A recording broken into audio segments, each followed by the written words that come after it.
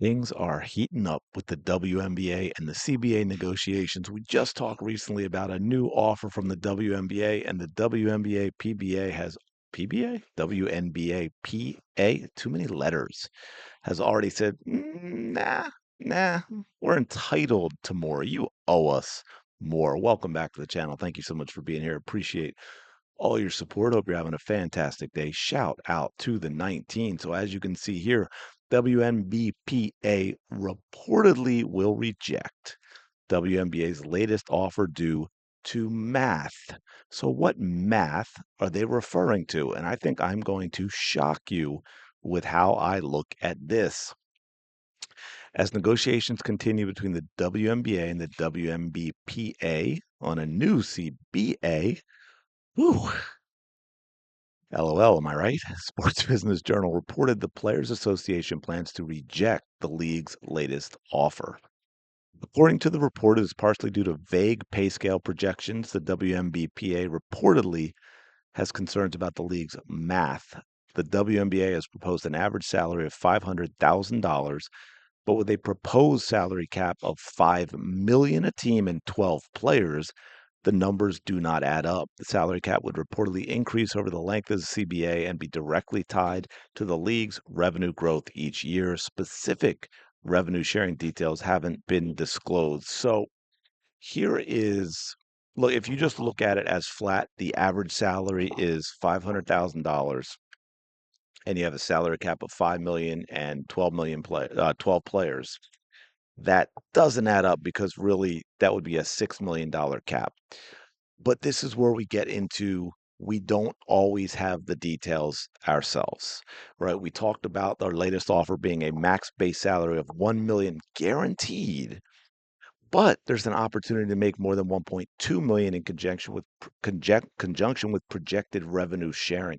So you're going to have some play in these numbers that are going to change that I would guess would have to be something that is like, say, the NBA and the NFL, where the season ends, we look at the latest numbers, things get adjusted, you know what the salary cap is going to be going into the next season.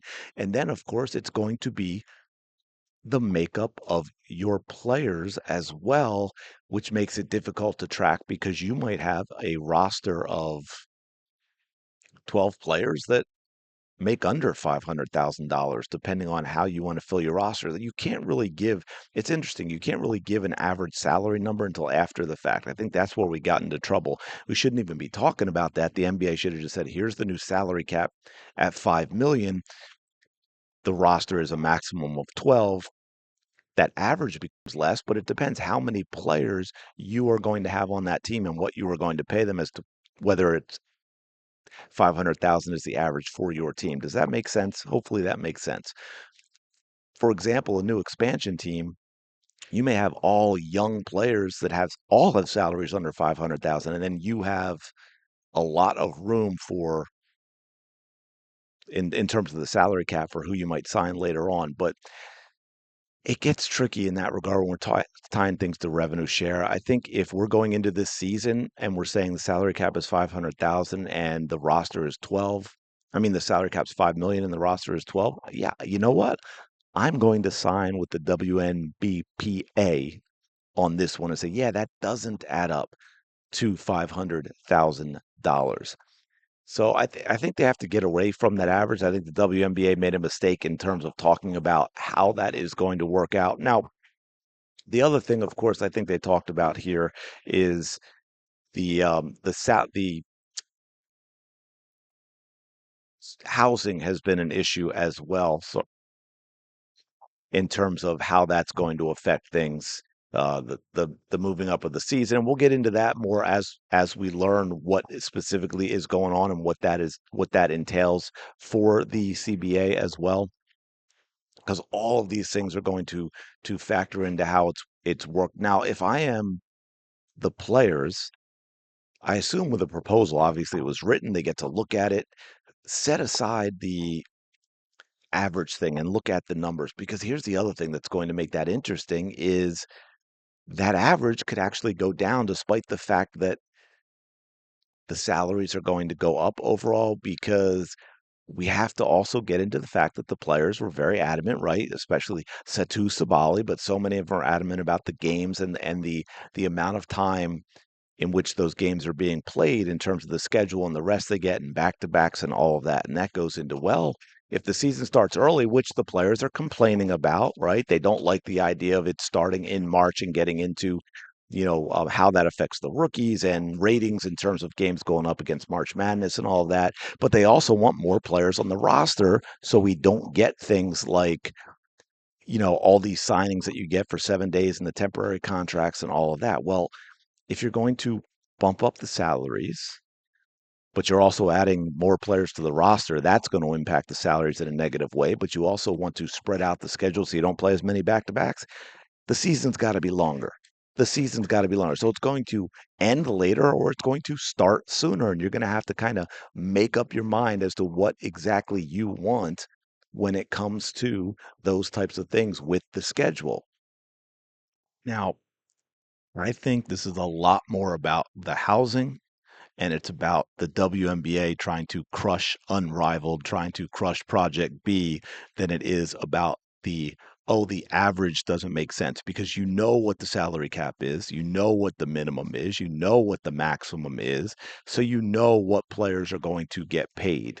They can get within that range. You know how much it has gone up, you know how much it has increased, but they are not liking this earlier start into the season, the way it goes into March Madness. Now, in that respect, I question that a little bit with the league as well because if the players who are seniors are going to be playing this season, then that does present a problem because you're having them either come in when the season has already started or you're having to basically having them miss a year and not being rookies until the following year. Now, the one thing in that we haven't talked about that I didn't see anywhere was what is the actual start date of the season? Like when do games start?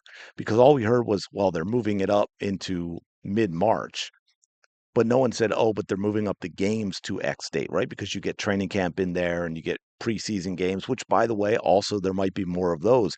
And that is one thing the players really have to understand is when you get more money, especially this kind of money, your season is going to expand. You're most likely going to play more back to backs, even though I just talked about it, but in the other direction. But you're most likely going to get a more condensed schedule. You're going to play more games, and the season's going to get longer, both in games and the length of the season, which is going to get tricky as well for the WNBA because of the competition in the fall, which is over the top. So they've got to do it more in the spring. But again, you go all the way back to March Madness, and you're talking about, you know, college basketball, which gets great ratings for March Madness. You're talking about those players and when they're coming into the league, and it becomes a big, big mess.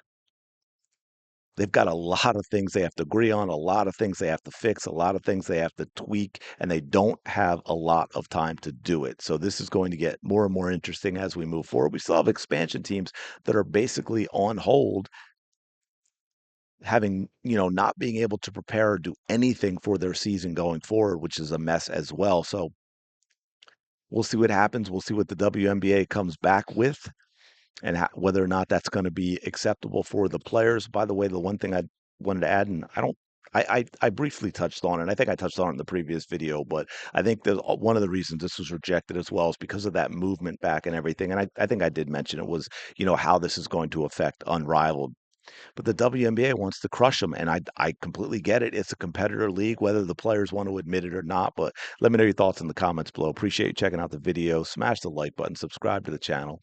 Go have the day you deserve. I will talk to you later.